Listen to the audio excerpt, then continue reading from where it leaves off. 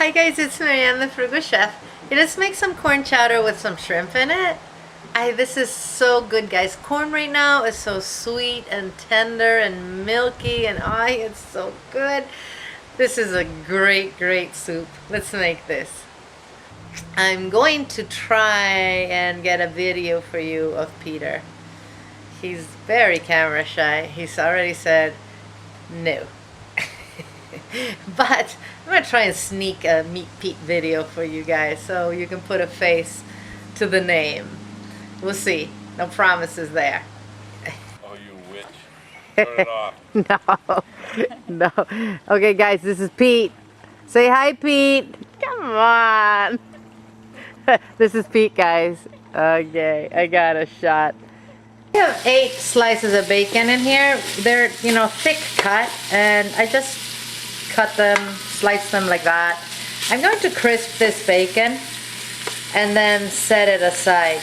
We're going to use it, the rendered fat, to cook our, our vegetables for our chowder, and we're going to use the crispy bacon to garnish our soup once it's done. I'll see you when it's cooked. I got rid of all but 2 tablespoons of the rendered fat in here.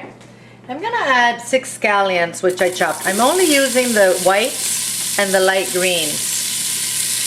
Don't throw away your dark green scallion. You're going to use it later. So I'm just going to let that cook for a little bit. I added the kernels of 8 ears of corn, which I obviously removed from the cob, and 4 small russet potatoes, which I peeled and diced. I also added about a cup of shredded carrots to this. I'm going to mix this. If you wanted to use bell pepper, that'd be awesome. You can use some red bell pepper for color. Put it in now.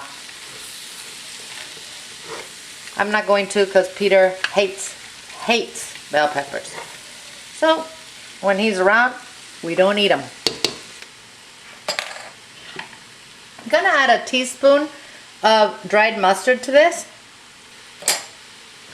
A teaspoon of paprika,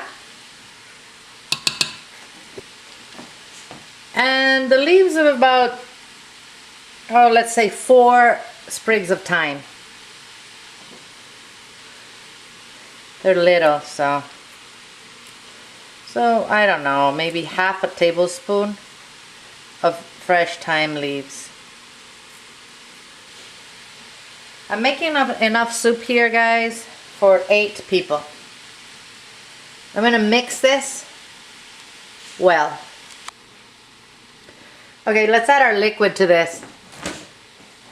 I'm going to use 2% milk. You can use whole milk if you want. I guess you could use non-fat or 1%. I think you need a little bit of fat for this, but whatever you want. So I added 8 cups of milk, and I'm going to add 2 cups of water to this. I'm going to season this with salt and pepper, and then I'm going to bring it to a soft simmer and let this cook for about 20 minutes until the potatoes are cooked through. Guys, I decided I'm going to add 3 of my corn cobs in here. Just put them in here, let them boil with the soup. I'll take them out after it's done.